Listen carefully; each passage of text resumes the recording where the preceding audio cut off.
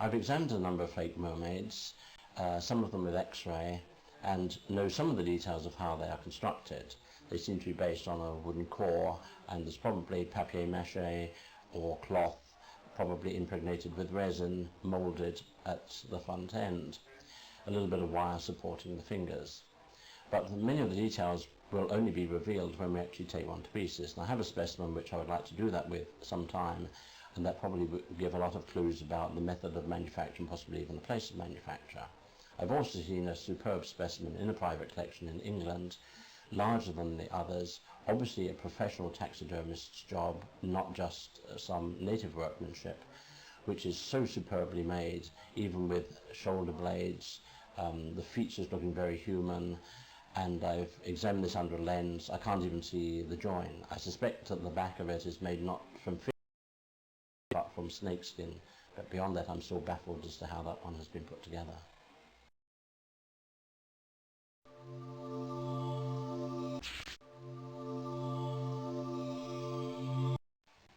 The origin of the name Jenny Hanover is rather unknown. It doesn't seem to have appeared in print until about 1928.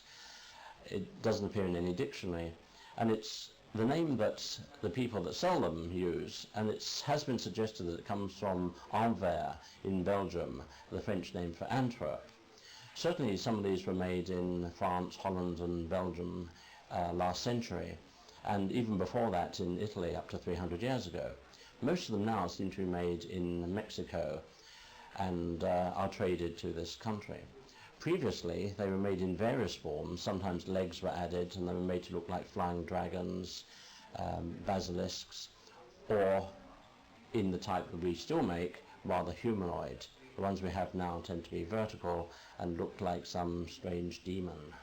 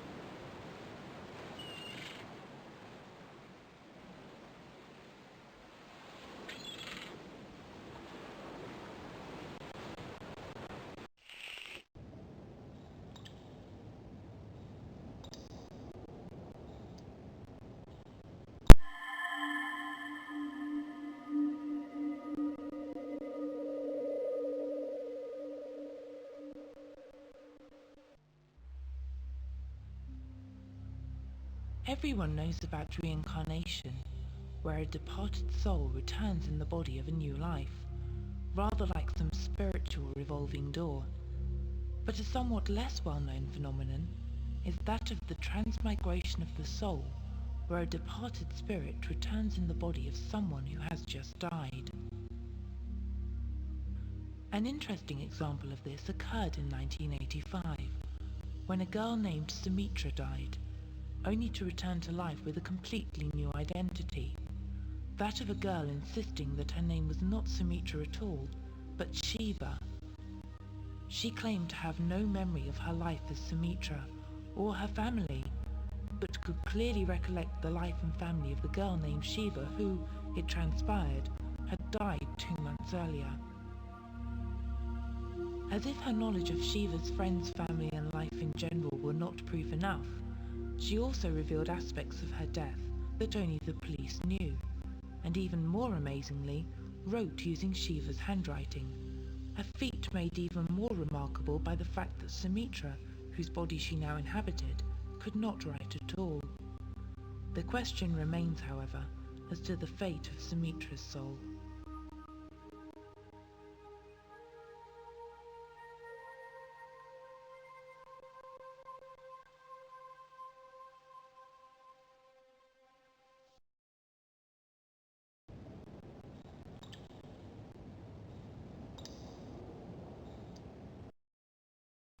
And the more I study reincarnation, the more I realize that you can't generalize. The periods between death and rebirth vary enormously from case to case. And in fact, it isn't even necessary for a person to be reborn into a body while it's still an embryo. There are some cases where an individual lives a normal life to a certain age and then suddenly their personality changes completely. One case I read about recently concerned a woman in India who just woke up one day and she was a different person speaking Bengali, which was not the language she would normally be speaking, and nor was it a language any of the villagers understood, and they had to wait quite a long time before they could find a Bengali speaking person to come and find out what she was saying. When they spoke to her, it transpired she was now remembering a life in the 19th century when she died from a snake bite. So she seems to have been in some limbo for quite a long time, and then suddenly, for reasons I can't explain, just turned up into the body of this woman who I can only imagine perhaps died that night, nobody realized, but was a nice warm body to reincarnate in.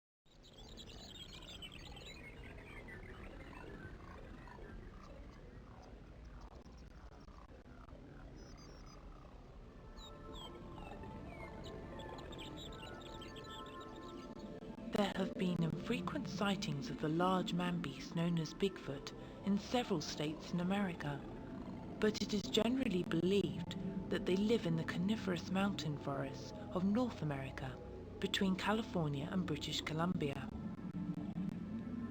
Much of this land is very isolated, as people tend not to stray too far from the roads that are carved through the dense forests.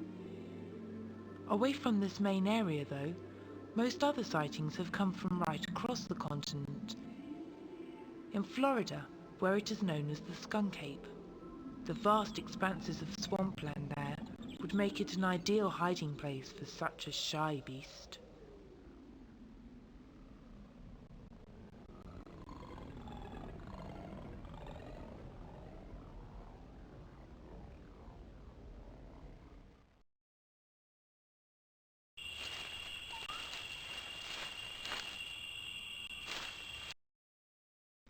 One of the greatest criticisms of cryptozoology comes from people who say, but why don't we ever find dead bodies of these animals? Surely if we don't find the dead bodies, it means they don't exist. The cynics amongst you may agree with them. But I'd like to point out that during my career as a Fortean zoologist, I have interviewed a number of people who were game wardens in parts of Africa under colonial rule, and I have never yet found a game warden who's been able to tell me that he has managed to find ever the corpse of an elephant that died of natural causes. And you must remember that most of these animals live in very, very isolated places.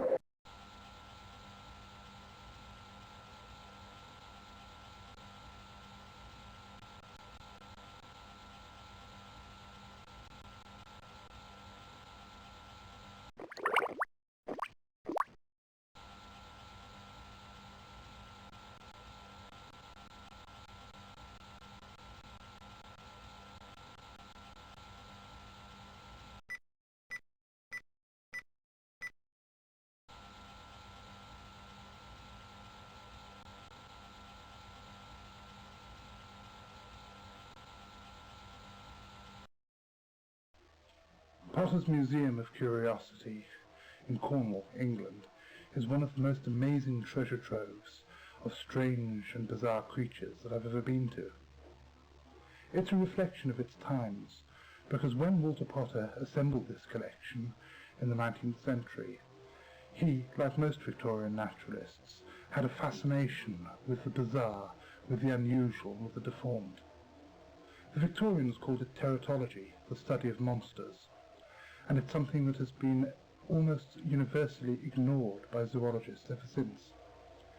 Interestingly, as we approach the new millennium, the study of teratology is beginning to interest mainstream scientists again, as they're finding, in studying these deformed and bizarre creatures, they're finding answers to some of the great mysteries of life, the cure for cancer, for example.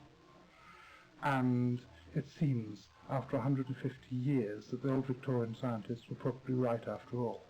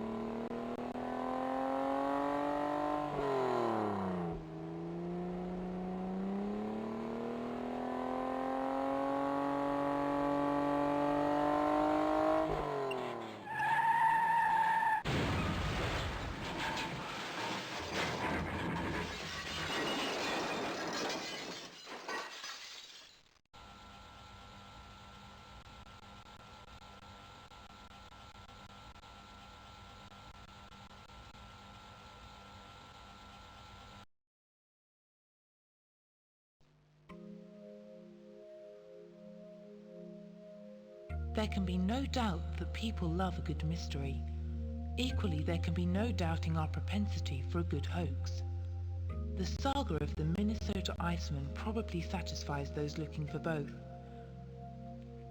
In May 1967, a most fascinating exhibit, an ape-man encased in a block of ice, went on display in a refrigerated coffin throughout the United States. Its keeper, showman Frank D. Hansen, didn't help its claims of authenticity by the fact that he continually changed his story about how he came by it. First he claimed to have shot it, then he claimed that he found it floating in ice in the Sea of Okhotsk, and later he claimed that it had been brought in Hong Kong by its owner, a mysterious Hollywood filmmaker known only as Mr. X. In December 1968, it was examined by Dr. Bernard Heuvelmans and biologist Ivan T. Sanderson in a poorly lit trailer. They concluded that it was indeed a genuine unknown hominid that had been shot through its right eye. Heuvelmans gave it the title of Homo pongoides, while Sanderson gave it the nickname of Bozo.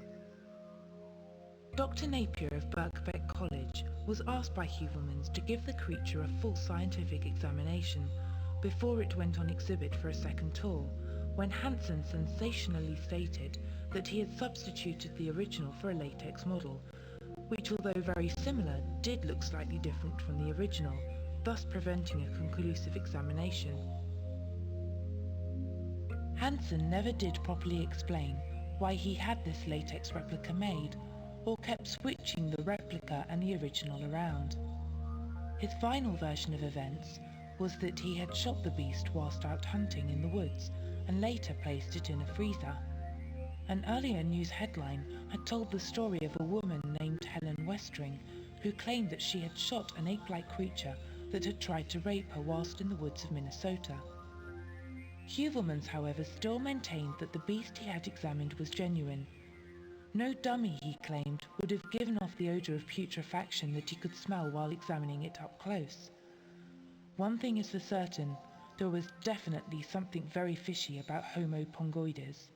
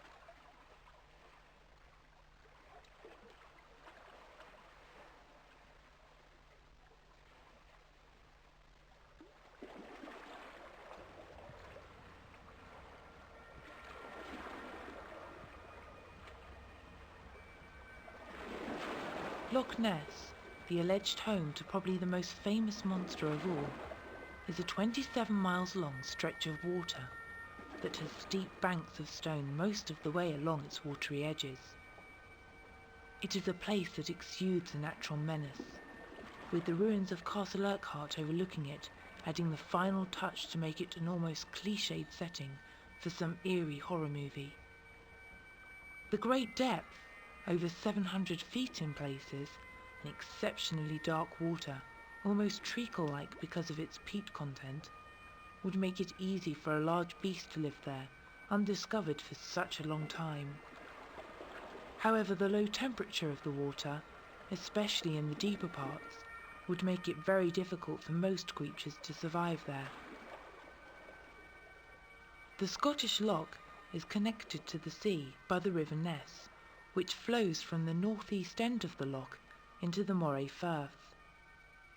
Although the loch is connected to the Caledonian Canal, there would be no chance of this providing a passage for the beast, as a series of lochs would prevent its access. But the canal links the loch to a number of other lochs, namely Och, Lochie and Ninny. Vegetation in the loch is quite scant due to the absence of light, which suggests that it would be unable to survive if it were a herbivore, although algae and plankton can be found there. Fish, though, are reasonably plentiful, with salmon, trout, char and eels being most common.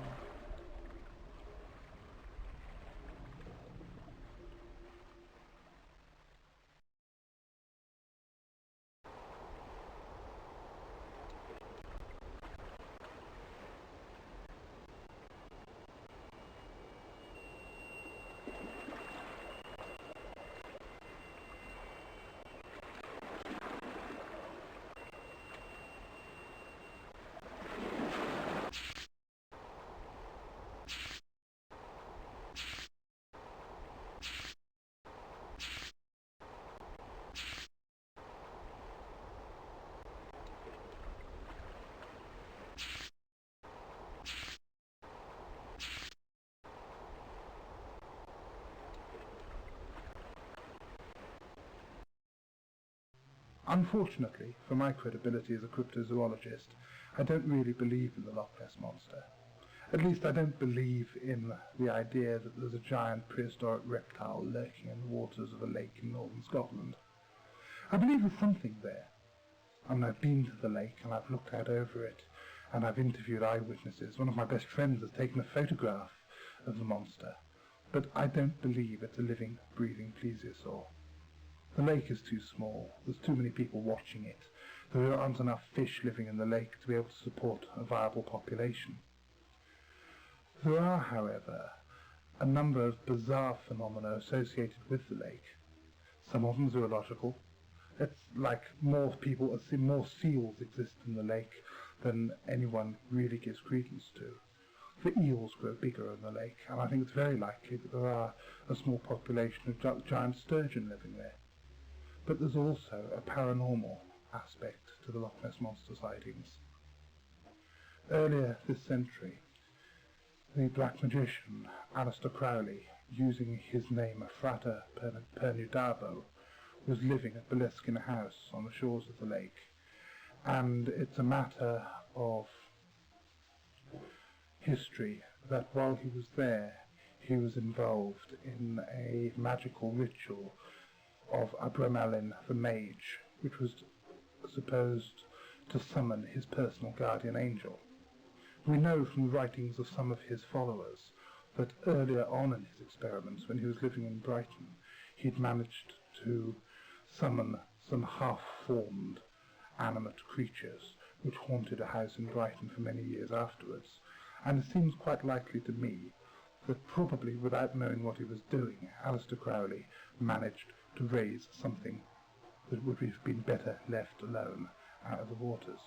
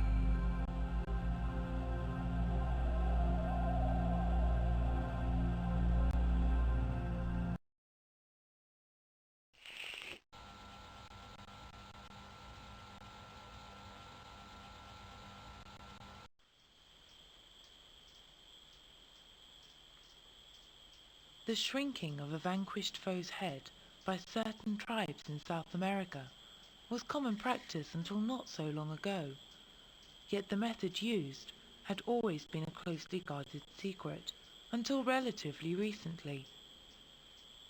Although methods vary from tribe to tribe, it is believed that once a head is detached from the body, the scalp is slit so that the skull can be removed and the skin peeled off. The skin is then placed over a wooden handle and boiled to shrink it slightly. This is followed by a ring of vine being sewn around the bottom of the neck to keep it open, and then hot stones being inserted. The head is then filled with constantly agitated hot sand, which is reheated when cool, until the head gradually dries and shrinks. After some careful resculpting of the features and a bit of stitching, the gruesome trophy is complete and probably ready to sell to some curious tourist.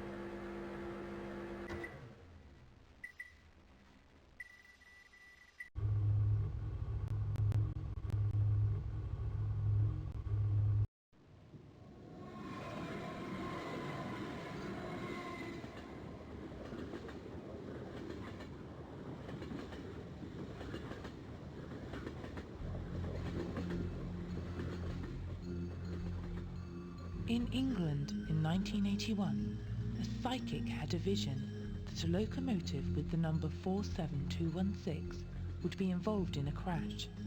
She contacted British Rail with details. 2 years later, there was a train crash that bore many similarities to the one that the psychic had seen in her vision. The main discrepancy was the locomotive number, which was 47299, rather than the 47216 that she had predicted. The amazing fact was that the locomotive, although known as 47299 then, had formerly had a different number. The number was 47216, but had been changed after the psychic's earlier warning.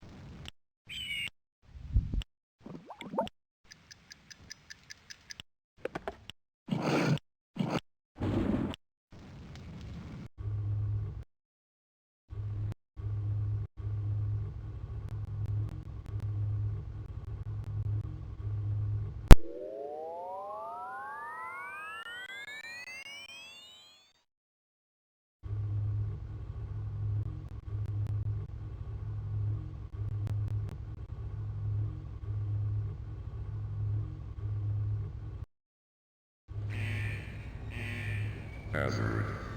Hazard. Droid sequence activated.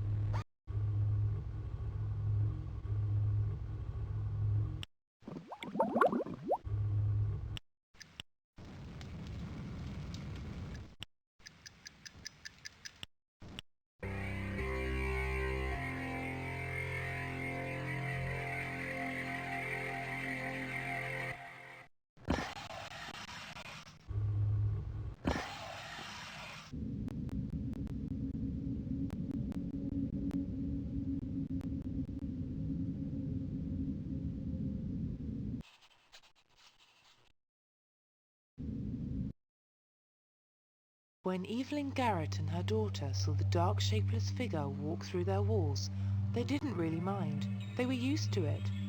The figure, which daughter Diane described as being a bit like a man wearing a cape, had often put in appearances at their house, sometimes even in front of their guests. So in 1969, when Evelyn was driving through a storm in California and sensed a voice warning her to slow down, she did just that. It saved her life, for immediately afterwards she discovered that both her rear tyres were punctured and was told that if she had been travelling any faster, she might well have been killed. She was very grateful that night to the dark, shapeless figure that had warned her.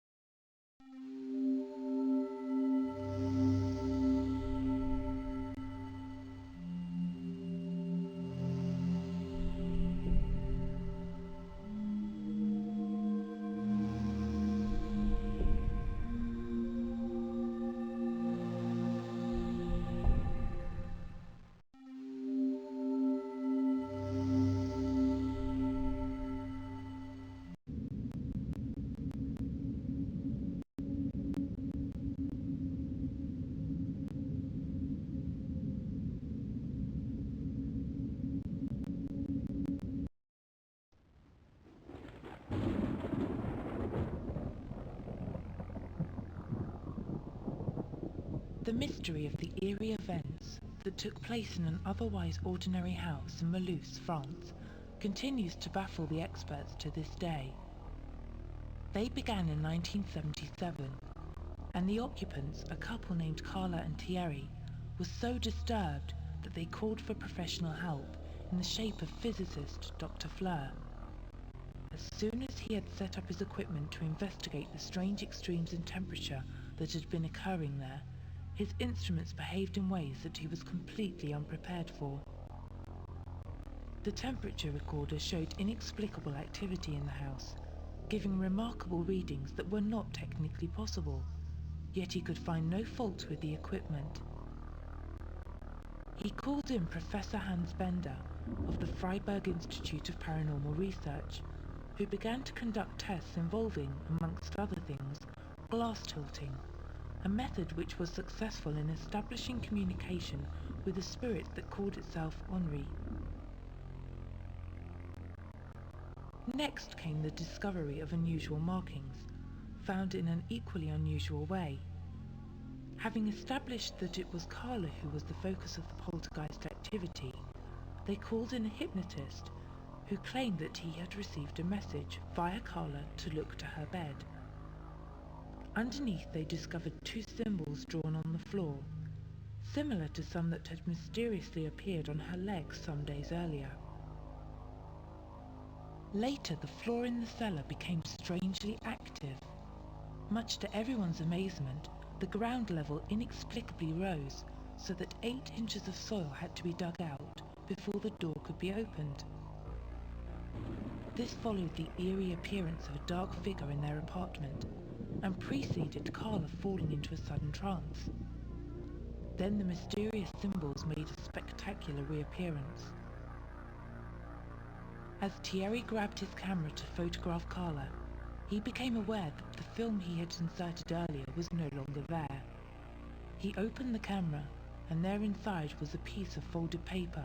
This proved to be one fright too many, and both Carla and Thierry fled to Antibes, with no regrets at leaving their poltergeist behind them, or so they hoped.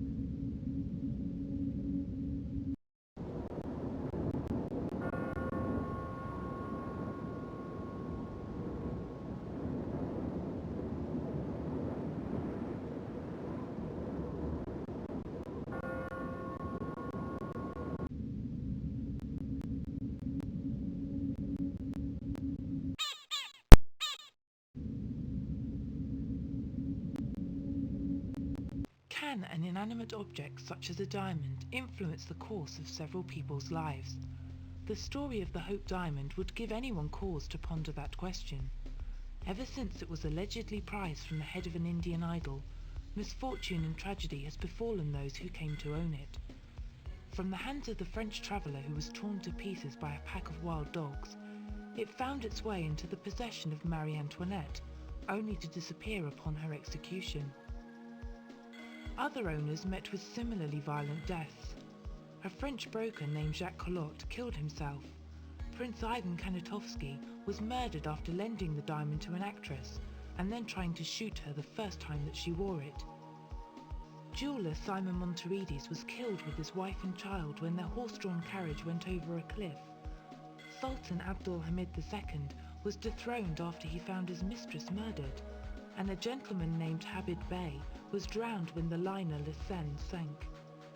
However, the curse did not prevent Mrs. Evelyn Walsh McLean from purchasing it, only subsequently to have his son die in a car crash, her daughter die of an overdose, and her husband become an alcoholic and die in a mental home. In 1949 it was given to the Smithsonian Institute, but that did still not help Miss Evelyn McLean, a former heiress to the diamond. She was found dead at her home at just 25 years of age.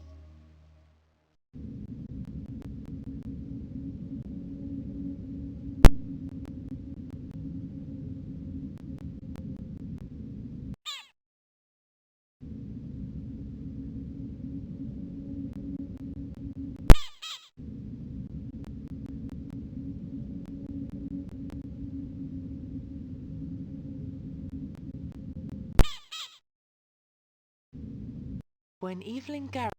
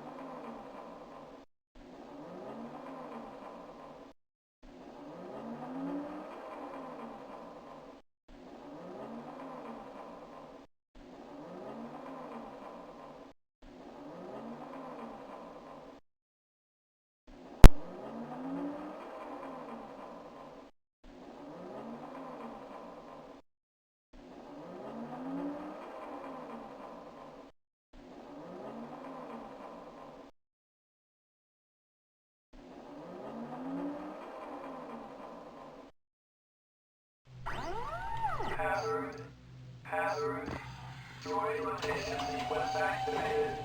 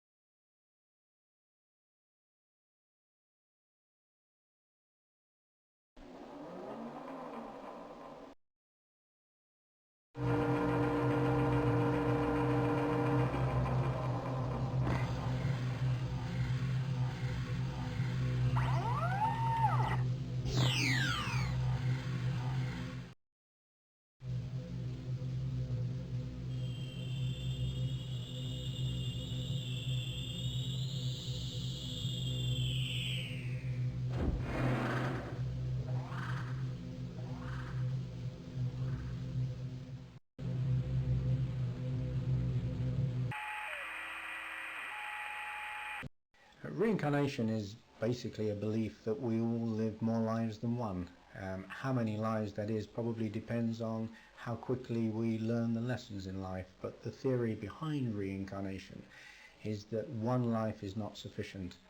If it were, really the injustices of life wouldn't make sense at all. But if we come into this life and we have certain health conditions, and then in the next life we live a happier life, it all balances out in the end. And I'm not a Buddhist, but the Buddhist belief and Hindu belief is generally that you are heading towards the Godhead, that you're trying to perfect yourself and get better until the time comes when you don't need to incarnate on Earth anymore.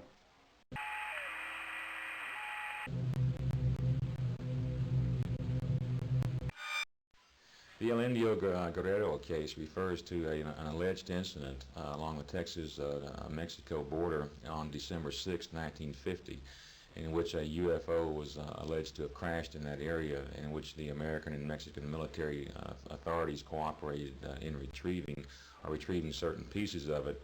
And then, according to this government document, which is known as the or I should say alleged government document, which is known as the MJ-12 document, the remains from that wreckage was taken to the Atomic Energy Commission facility in Sandia, New Mexico. And this case sort of connects with the Roswell case, and both cases were mentioned in this purported MJ-12 document. And the Roswell case was the reason for the initiation of the MJ-12 conference or group to study UFOs, to research what material we were getting back, and then supposedly to continue to maintain the cover-up. We investigated the El Indio Guerrero crash on 3 separate occasions, and we were not able to confirm any local witnesses that actually saw it. We did have one person that described events similar to what we would expect, including military authorities in the area. Unfortunately, we were later able to determine that in 1944, during World War II, a Civil Air Patrol plane had actually crashed 7 miles from Guerrero. And we believe that the local population may have taken this case, and that it's now sort of passed along into myth or folklore. It may have transmuted itself into a UFO, in other words.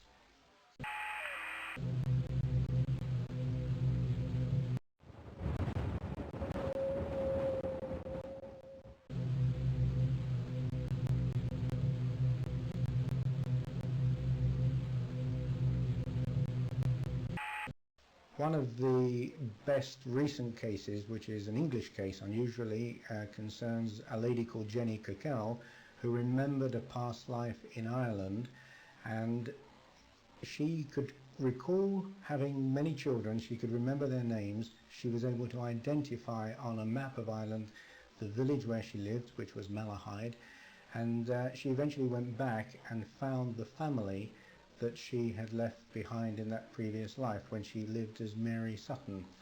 The incredible thing about this is that she appears to have been born in this life with an urge to complete some unfinished business, and that unfinished business was that the family had been sent to orphanages and been split up. In this life she has gone back to Ireland, found the family, some of whom were living within half a mile of each other and didn't know it, and has reunited them. There was a tearful reunion when they all came back together again, and she tells that story in her book Yesterday's Children. It's a quite remarkable case.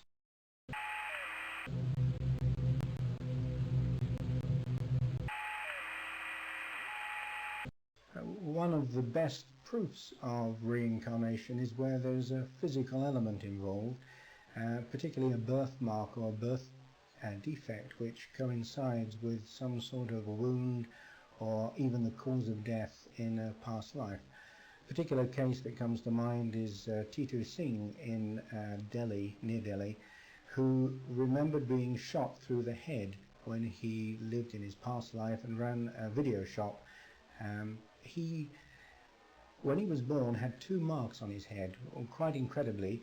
One was smaller than the other and is exactly like the autopsy report on the man who died that he remembered in his previous life. So the smaller wound is the entry wound, a larger wound is the exit wound, and they are exactly the same as the autopsy report. Not only that, but his wife and his parents from that past life are satisfied that he is the person they knew and has been reborn as D2C.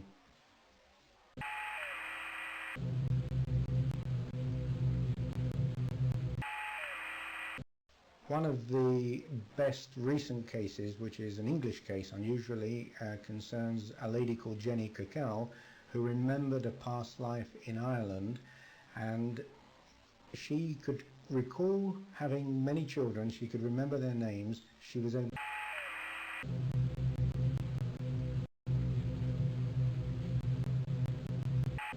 Skeptics argue that there's been no scientific proof of the UFO phenomenon. Well, they're wrong.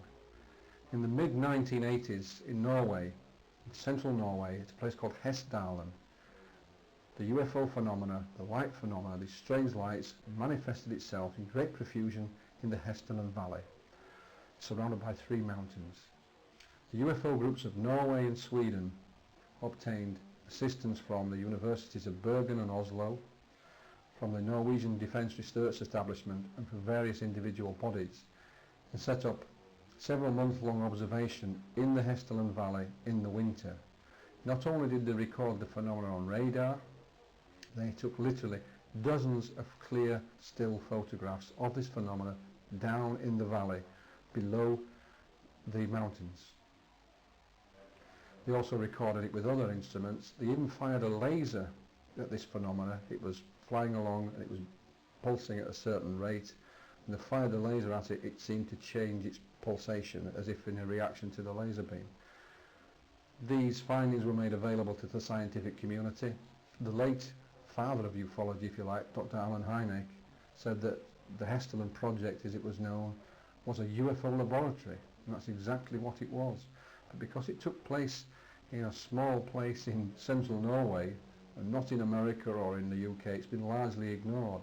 But it is the most scientific project that's ever happened by UFO groups to come to terms with the UFO phenomena. So there is scientific proof that the UFO phenomena does exist, and Project Hessdalen proves it.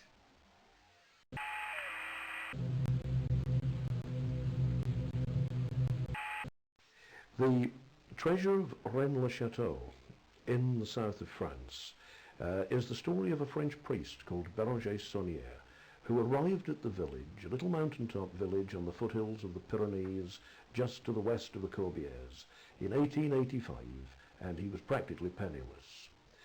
By the time he died in 1917, in rather mysterious circumstances, he had been spending money like water in very ostentatious and conspicuous consumption. Béranger Saunière found something in Rennes-le-Château. It is possible that what he found was Templar treasure. It is possible that what he found was something that had come from ancient Egypt, from a civilization older than Egypt, that it had gone with Moses to Palestine, that it had come back when the Romans looted the Jewish treasures, that it had been taken from the Romans by the Visigoths, for whom Rennes-le-Château, which is now just a tiny village, was once a medieval citadel with a garrison of 2,000 men. And it is possible that that treasure was rescued by the Templars before Philip le Bel destroyed their order in 1307, that those same Templars took it to the Orkneys, where they were befriended by Prince Henry, and that Prince Henry enabled them to ship it to the New World, because Henry had help from the Zeno brothers, famous Venetian navigators of the time. And at the closing decades of the 14th century, Henry and the Templars may have taken part of an ancient treasure from Rennes-le-Château in France and concealed it in the money pit on Oak Island.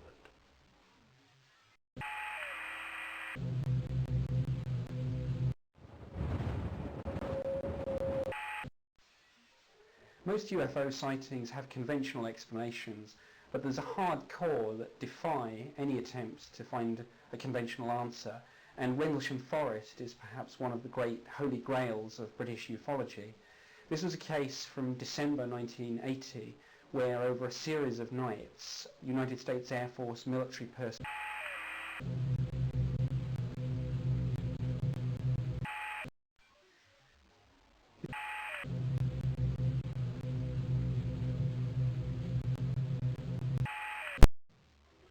Strange creatures which appear to be kangaroos have been reported across many parts of the world where kangaroos have never existed. They've been reported in many of the counties of the British Isles and across the Midwest of America. One of the strangest things about the American mystery kangaroos is that not only do they exist where kangaroos have never existed, but they behave in a most un-kangaroo-like manner. Wild kangaroos eat grass and small herbs. Some of these kangaroos from America, including ones reported in Chicago in the 1930s, were reported as eating meat. These kangaroos have been linked with cattle mutilation, with the appearances of strange winged creatures in the skies, and also with UFO activity.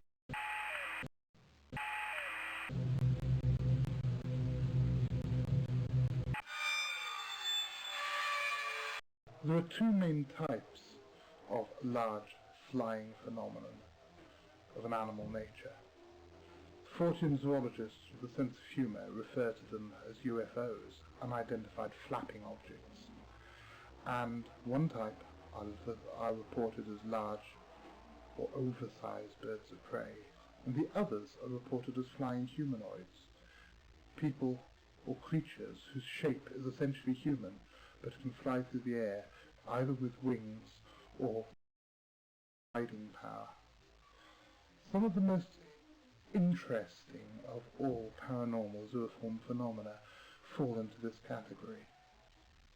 One of the most well-researched ones was the outbreak of sightings in West Virginia in 1967, which were researched by John Keel, the famous ufologist. These sightings of an apparition which became known as a Mothman were seen usually in conjunction with UFO activity and other paranormal activity, including strange telephone calls and bizarre electrical accidents.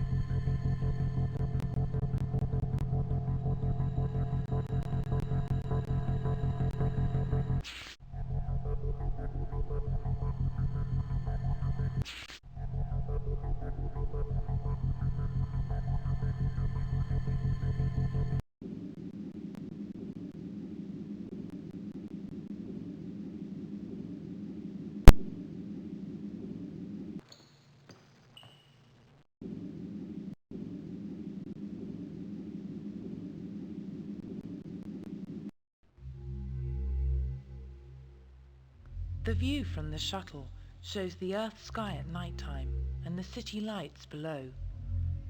An electrical storm can be seen over the city, accounting for the first few flashes of light. At the top centre of the screen, a dot of light appears and begins to move towards the left. In an apparent response to a flash from the lower left, the dot suddenly breaks to the right and rapidly moves away. A few seconds later, two streaks of light move sharply upwards, following the object.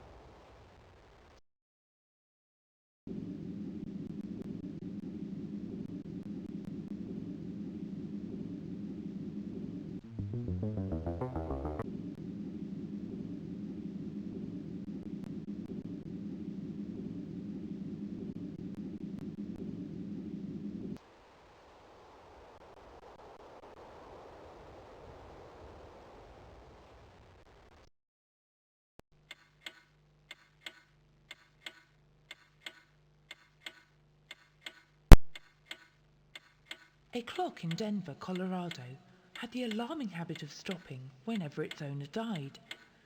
It stopped at the exact hour and minute of Charles Spellman's death. Then it was passed on to Emerson Spellman, and precisely the same thing happened again. When the clock was given to R.J. Spellman, he must have had half an ear listening constantly for its ticking. But when he could hear it no longer and his time was up, the clock stopped again, at that precise minute.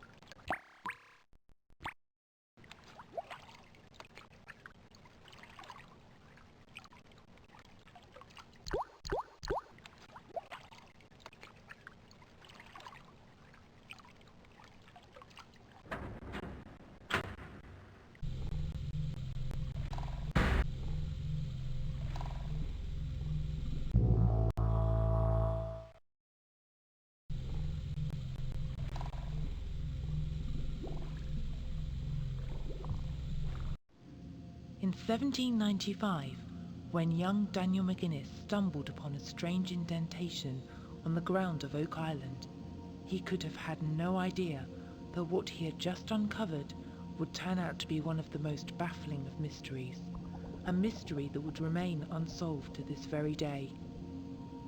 For many years, there had been numerous stories about Oak Island, the sort of stories that were bound to tug at the natural inquisitive impulses of the young and curious. Eerie stories of mysterious lights seen burning through the fogs that so frequently descended upon the area. Ideal conditions to mask the illicit activities of the pirates that were believed to have used the island for their own nefarious ends. Youngsters nearby were deterred from visiting the island by spooky tales of phantom pirate watchmen, the grisly remains of those left behind to guard their booty, and the chilling howls of the ghostly black hounds also said to roam the isle.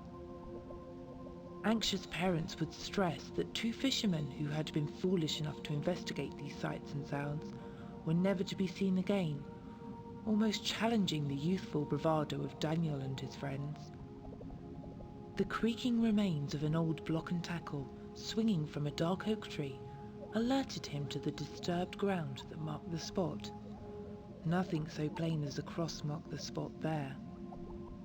The pick marks in the hard clay ground and the stone of a kind that was alien to the island were the first telltale signs that this was an enigma fashioned by strange foreign hands, and the layers of carefully laid coconut matting, another substance foreign to the isle, and putty were to suggest handiwork more akin to that of regal Egypt than the rough-hewn hands of drunken pirates.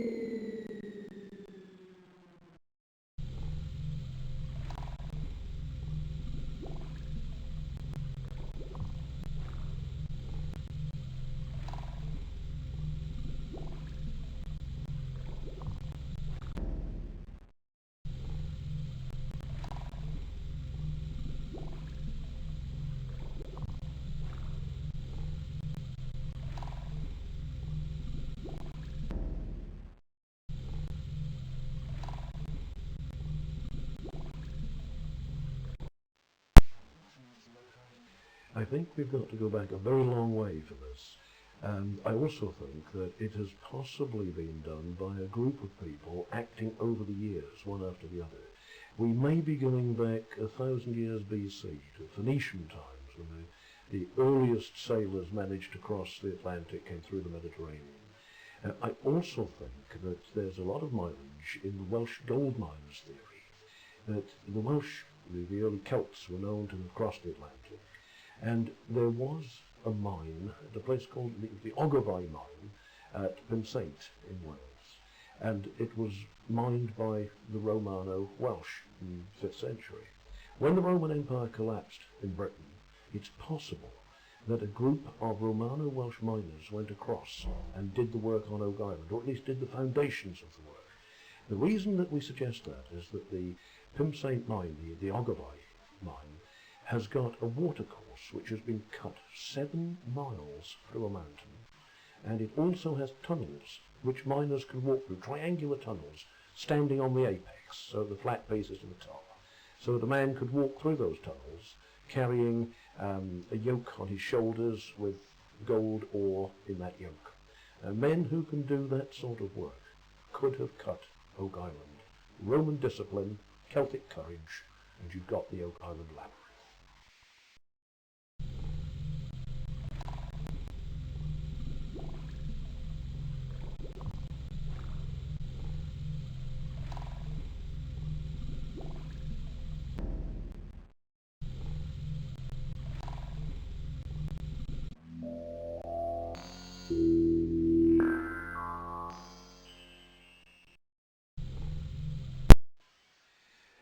There are so many possibilities for what actually lies below the money pit. A fragment of parchment came up bearing the mysterious letters VI. It is possible, one school of thought believes that it's Bacon's original manuscripts proving that he wrote Shakespeare's plays. The Baconian Society are very keen on that one. Certainly there's a possibility that it contains ancient jewels. I don't think it's pirate treasure. I think the whole thing is far too elaborate and difficult for pirates to have done it. It may contain part of the mysterious and ancient treasure which Templars salvaged from Rennes-le-Château when the Order of Templars was destroyed by Philip le Bel in 1307. They were befriended by Prince Henry of Orkney. He, we know, went across to Nova Scotia. Did he take Templars with him? And did the Templars bury some of the treasure from Rennes-le-Château? In which case it is something that's older than Egypt and of possibly unknown power.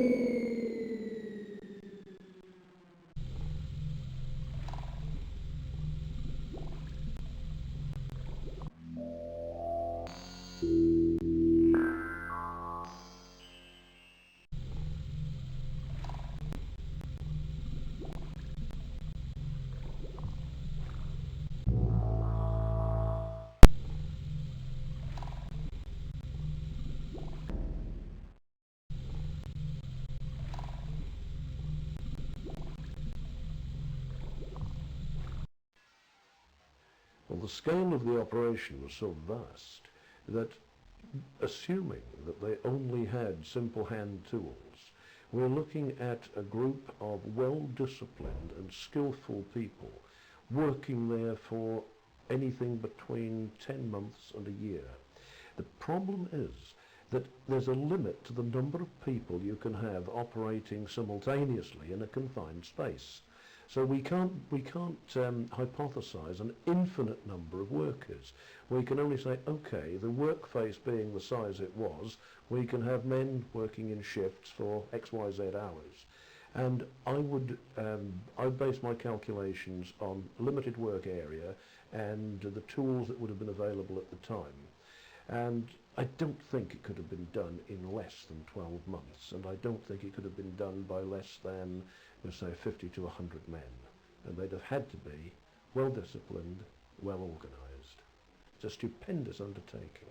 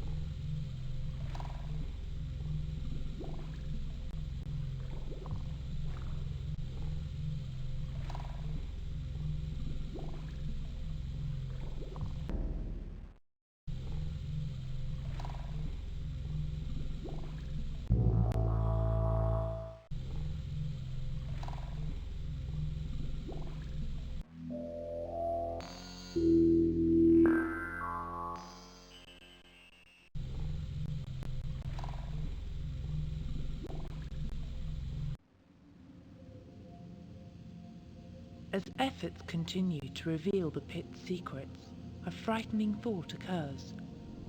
Whatever is down there, the pit was made in such a way as to render it nigh impossible to recover, even for those who put it there. What if the marvellously complex work of engineering was made not to prevent mankind getting to it, but to prevent it getting to mankind? A creation of such unspeakable danger or evil that it was decided it must be hidden away in such an intricate manner that nobody, even the architects themselves, would be able to gain access to it. Perhaps at the bottom of the pit lies a Pandora's box that would be best left unopened for all our sakes.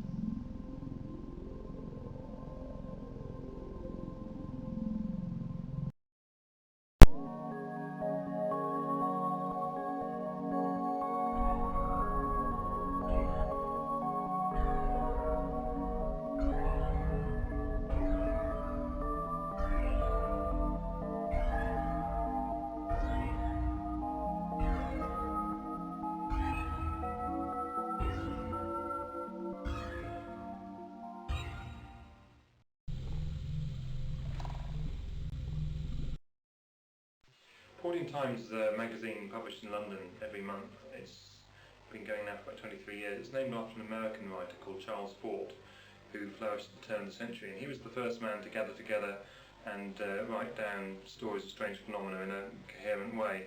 He spent a lifetime, in fact, trawling through the scientific literature of 2 continents in the British Library, the New York Public Library, and came up with what are now recognised as the first modern tales of UFOs, for example.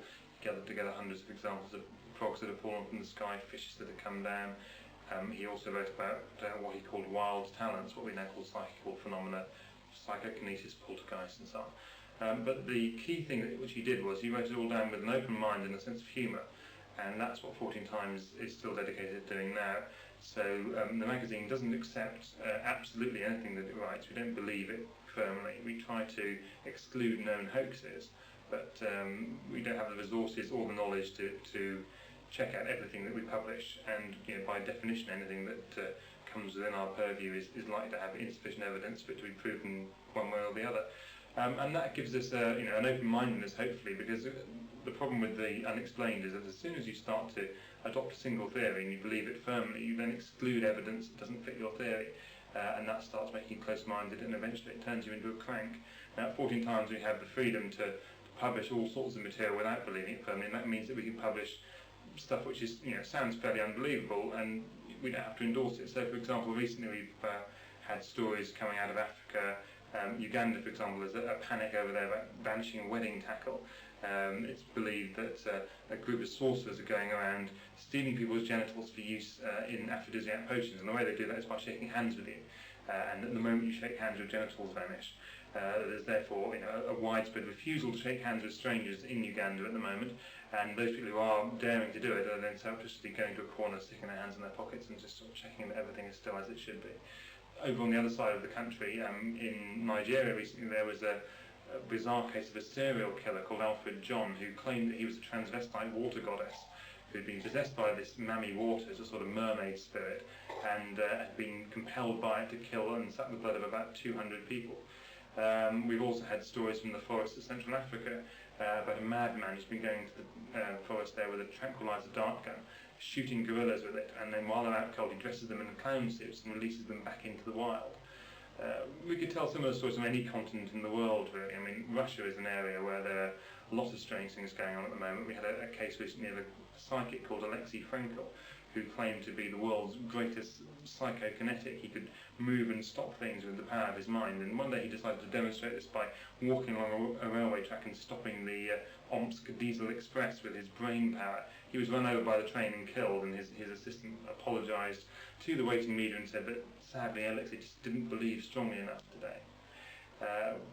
Britain, of course, is also full of strange phenomena. We cover everything in the UK, from the Loch Ness Monster in the north down to the beast bombing in the south, and also tales of strange human behaviour.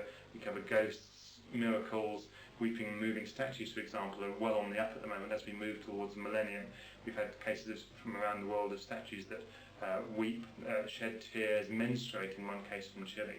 and also visions of the Virgin Mary in places like Ireland, Romania and Australia recently have been reported.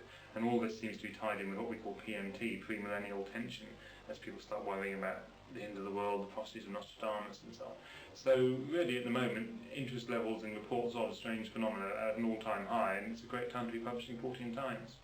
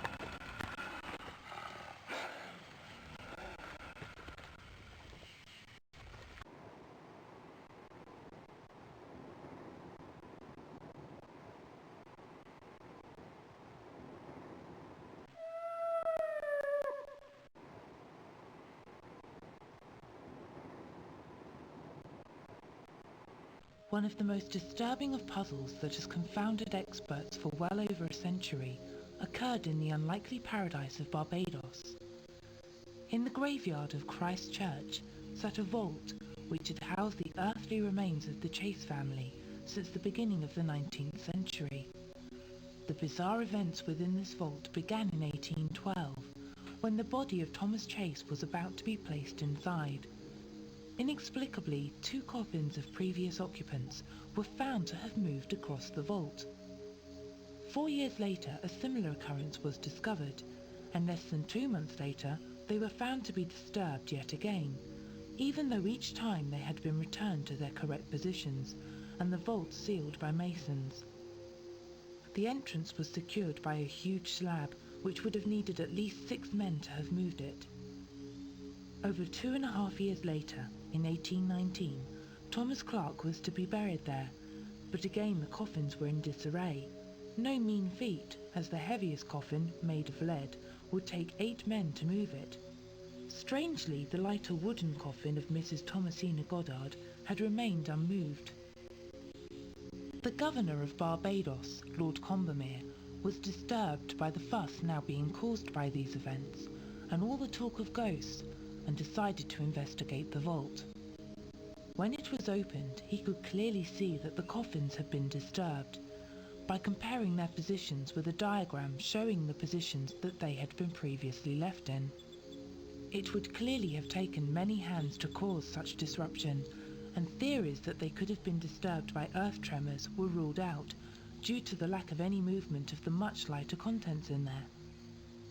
Lord Combermere had the floor, roof and walls examined with a fine-tooth comb to confirm that there were no hidden entrances, then had the coffins replaced. covering the floor with a fine sand which would expose any unwelcome footprints should anyone enter after the vault was closed. Then, when it was resealed, he made his personal imprints in the cement, so it could not be replaced without clearly showing signs of tampering. Rather like a child unable to wait for Christmas before opening his presents, Lord Combermere found that he couldn't wait for another burial before seeing if his efforts had solved the long-standing mystery. The following year he returned to the vault and carefully inspected the cement around the gateway, declaring it to be the correct seal with his personal markings. All in attendance gasped as the slab was, with unusual effort, moved to reveal a coffin standing on its head with the end resting against the door. Other coffins had clearly been thrown around the vault, and yet the fine sand on the floor had remained completely undisturbed. This was too much to bear for all concerned, and the coffins were removed and buried separately, the tomb never to be used again, as, after all, what use is a resting place for the dead, where the dead will not rest?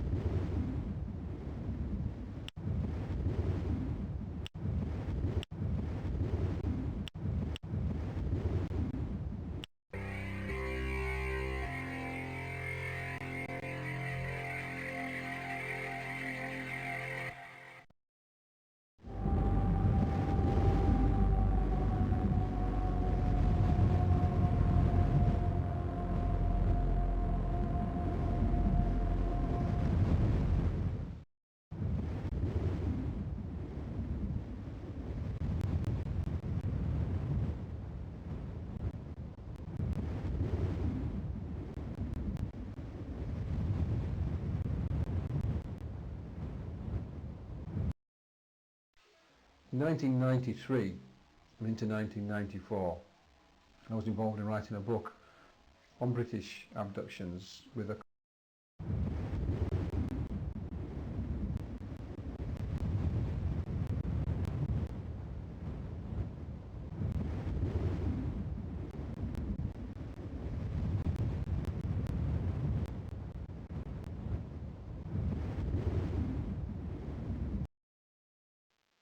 There was a fascinating wave of sightings that occurred in Belgium over the period of several months, beginning in 19...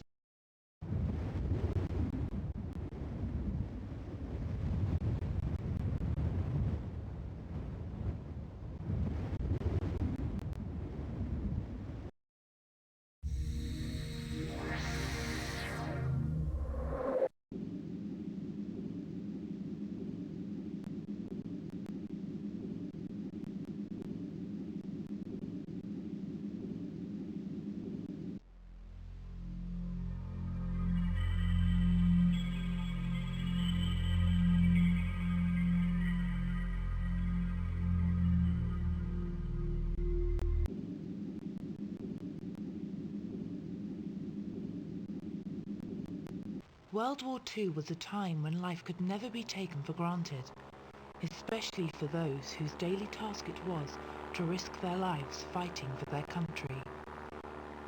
The men stationed at RAF Shalufa in Egypt knew that each day might be their last, but none expected to gaze upon the face of death before it happened. Yet that is exactly what happened to Wing Commander George Potter. One night, while drinking in the mess with his friend Flying Officer Reg Lamb, his attention was diverted across the room to where one of his colleagues was sitting. His blood went cold, for in place of the handsome features he expected to see was a horrific skull-like apparition sinking into a blue-black murk.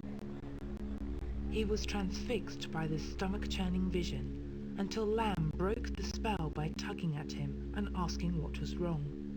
George Potter shakily explained that he had seen the mark of death on his comrade. The following night, his ill-starred colleague went on a mission as scheduled, but, as Potter had half expected, he did not return. His plane had been shot down over the Mediterranean Sea. The deathly vision being swallowed by the depths had become a reality.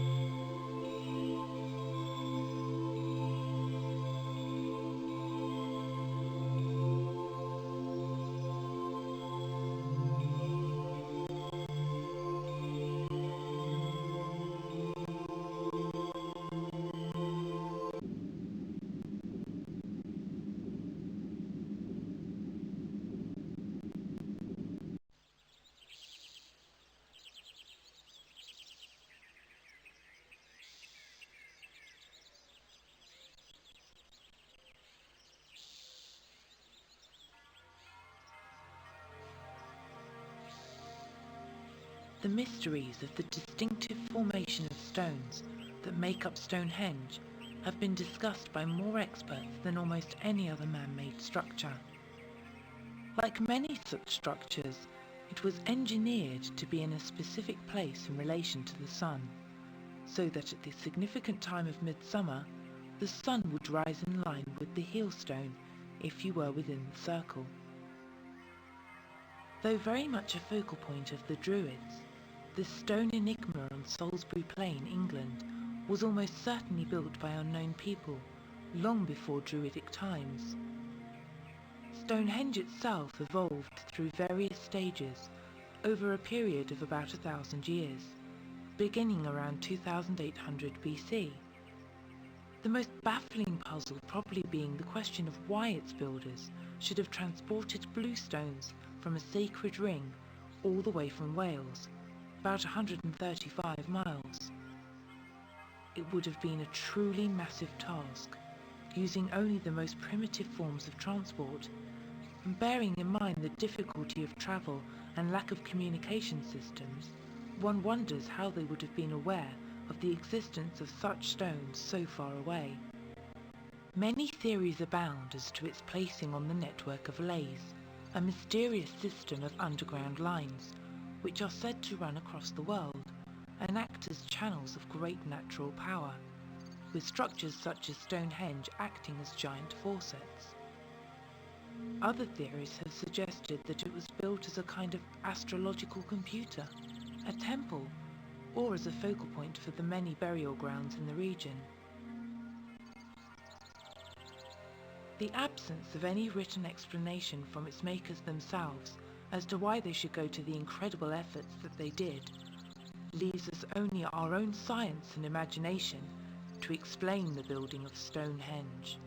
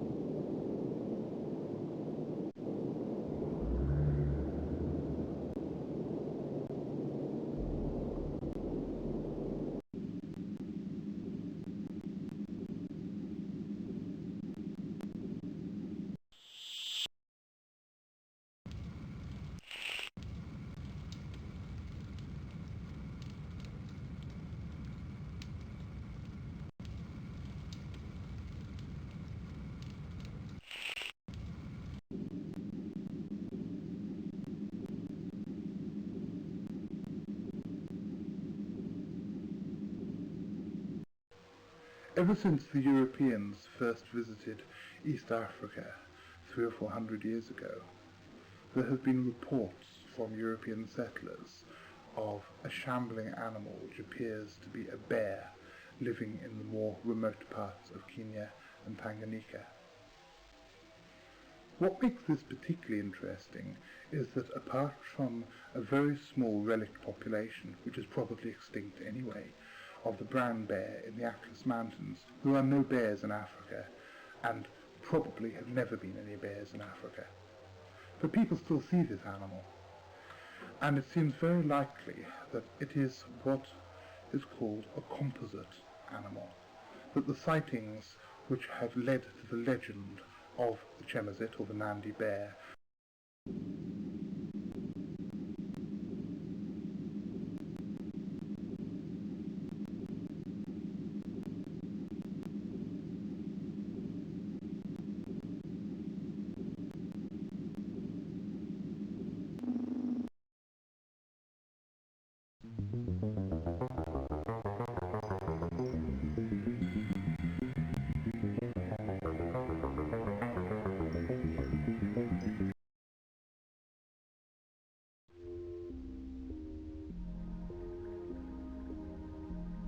Each year these strangely beautiful patterns appear in the fields and cause a fresh round of controversy. Since 1978, over 2,000 have been sighted in southern England alone. Reports of others have been made in more than a dozen countries, such as the United States, Canada, Japan and Australia. Are they the result of a higher intelligence, leaving us cryptic mathematical clues to a brighter future? Are UFOs somehow responsible? Governments practicing with top-secret particle beam weapons? A previously unseen force of nature related to tornadoes? Or simply inebriated students hoping to make page 2 of the local newspaper? Unfortunately, there doesn't seem to be a definitive answer. And although a lot of circles are confessed hoaxes, there is no doubt that other formations exhibit features impossible to fake, and no single theory seems to fit all the available evidence.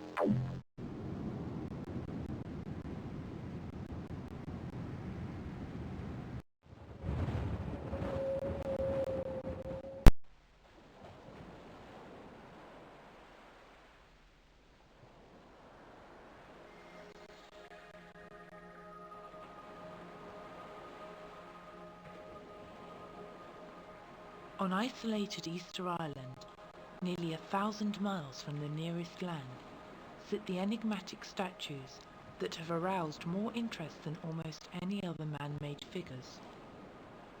The island was first brought to the attention of a wider world in the 18th century by Dutch explorer Jacob Roggeveen, when he discovered the island on Easter Day, resulting in its unusual name. Hewn from volcanic rock, the mysterious figures that decorate the island stand about 25 feet tall and weigh in at around 18 tons each. Local legend tells that the rock figures, or moai, walked to their places themselves, and certainly the shortage of trees with which to have made rollers to have moved them makes it puzzling as to how local craftsmen could have done so. This mystery was highlighted in the writings of Eric von Daniken, who claimed that they must have been carved by visiting spacemen, also suggesting that their red stone headpieces, known as pakeo, represented helmets that would have been worn by these unearthly visitors. Experts suggest more earthly explanations of such puzzles. They point to the fact that local islanders happen to have red hair themselves, and suggest that the lack of trees was caused by them all being used up to move the statues, resulting in the production of said statues ceasing when their timber was exhausted.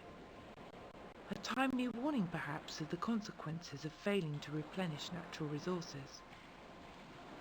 Despite all the theories, however, nobody knows for certain why so many of these statues should have been made, or why they should be carved in such unusual forms.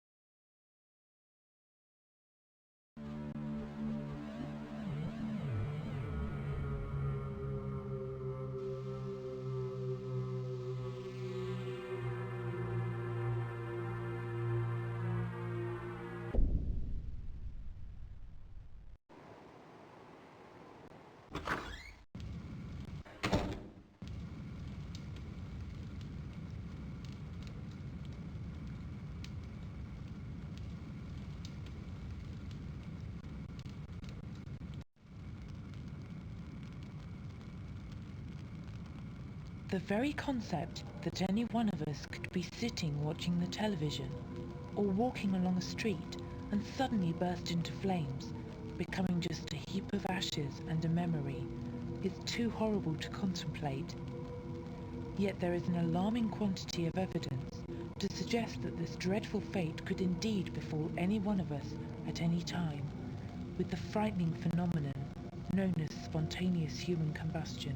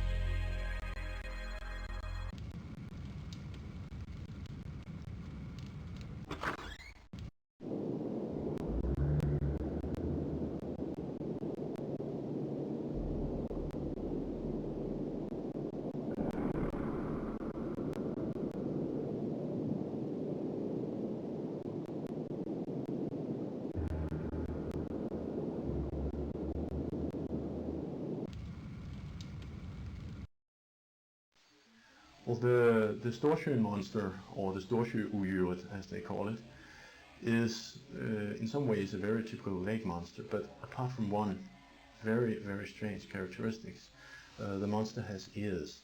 Some of the sightings, some of the people who have seen this says that it has very large, pale or whitish ears, and it's variously described as looking like fins or sails or like big pale bat wings. And the funny thing is that these sightings are all from late summer, early autumn, sometimes in the beginning of winter as well. And that makes me wonder that this is the time where the moose, the antlers of the local moose, are out of velvet, and they are looking like very big, pale, whitish, bat-like things. So I think that what these people have seen are in fact swimming moose. Moose are very common around the lake, so most people know them, but even the people around there, and I've spoke to a lot of them, they don't know that moose are actually extremely good swimmers.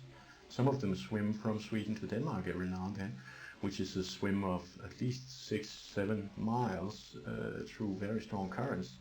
They're very good divers. They can dive down to about 5 or 6 meters, 15-18 feet, and stay underwater for 1 or 2 minutes. And I'm quite certain that if you're walking by the lake and you see this moose come crashing off of the water, you get scared, and it's suddenly much bigger than it really is, and you've seen a lake monster. Or if you're out in a canoe or a small boat fishing, and suddenly this moose comes up from the bottom of the lake with water, aquatic plants hanging all over the place. Well, you've seen a lake monster.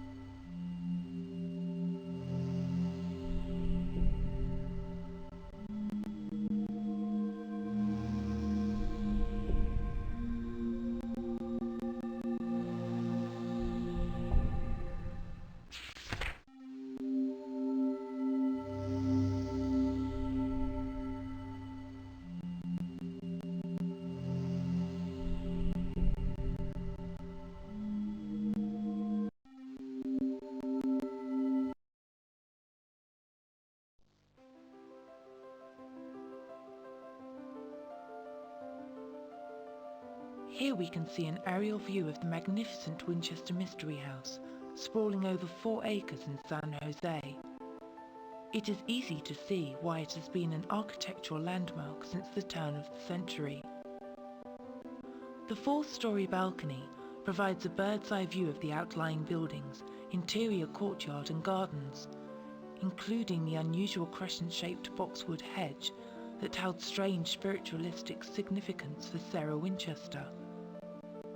Can anyone guess what dark mysteries are concealed in the obscure Shakespearean quotes found in the Ground Palace Ballroom's art glass windows? The intricate design work here shows the care and dedication that went into making the interior as striking as the exterior. The elaborate inlaid floors and Tiffany doors emphasizes attention to detail as soon as you enter the entrance hall. Here we see the main bedroom, where Sarah Winchester would eventually lose her fight for eternal life.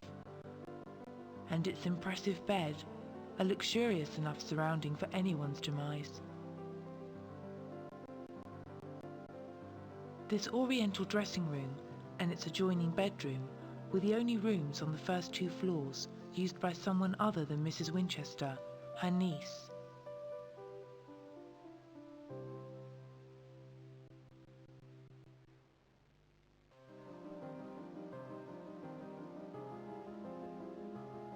This storeroom containing Tiffany doors embellished by rock quartz and crystals and inlaid with German silver, bronze and lead, illustrates that Sarah Winchester still had many more grand plans for the house, even when she died. The front parlour continues the display of quality, with its interlocking diamond parquet floor, rare scalloped French Lincrusta wall covering, and Victorian-era furnishing. The bizarre stairs to the ceiling show that what goes up doesn't necessarily always come down. The European influence in the house can be seen in the grand ballroom, where the silver chandelier came from Germany, and even the wallpaper was imported from France.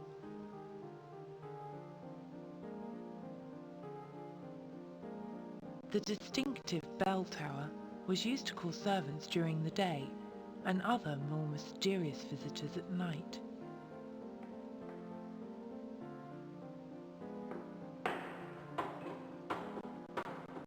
We hope you've enjoyed your brief tour of the Winchester Mystery House.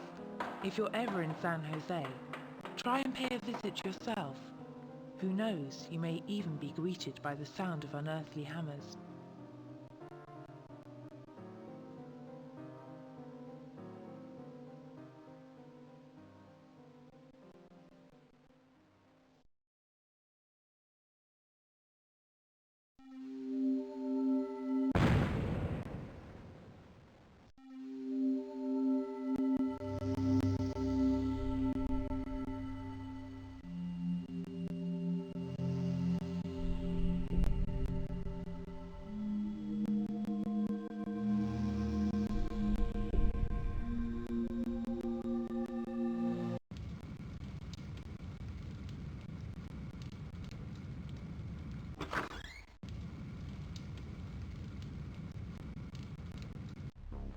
American seeress Jean Dixon is probably best known for her prediction of the death of President Kennedy.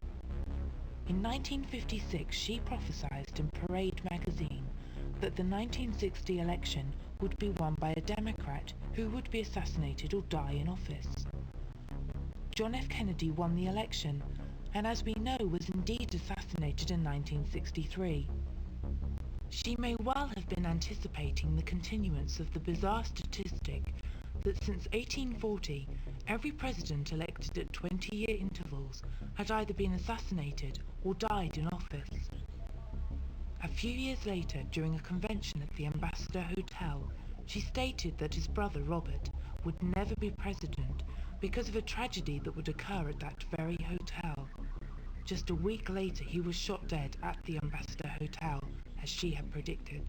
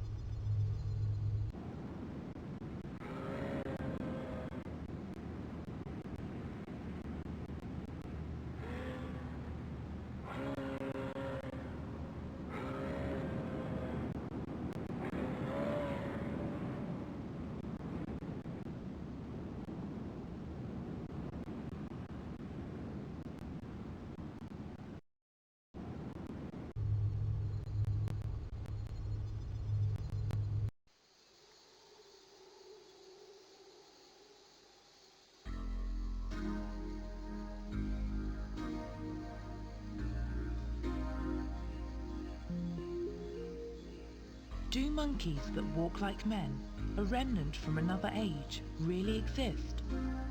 In 1920, a Swiss geologist named Francois Deloy believed so when, returning from a 3-year-long expedition, he was attacked by 2 of them. He and his men were near the Tara River, on the borders of Colombia and Venezuela, when they saw 2 large tailless monkeys walking upright towards them. They were in a wild rage, shrieking and gesturing threateningly, which provoked the explorers to shoot at them, killing one, a female. They took many pictures of the ape's corpse, but only one photograph survived the capsize of their boat on the arduous return journey.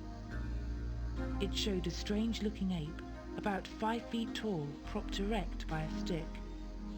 Professor George Montaden acclaimed it as a previously undiscovered species and named it Loy's American ape. Other experts were more dubious of its origins, suggesting that it was more likely a hoax based on a spider monkey of some kind than a beast from another age.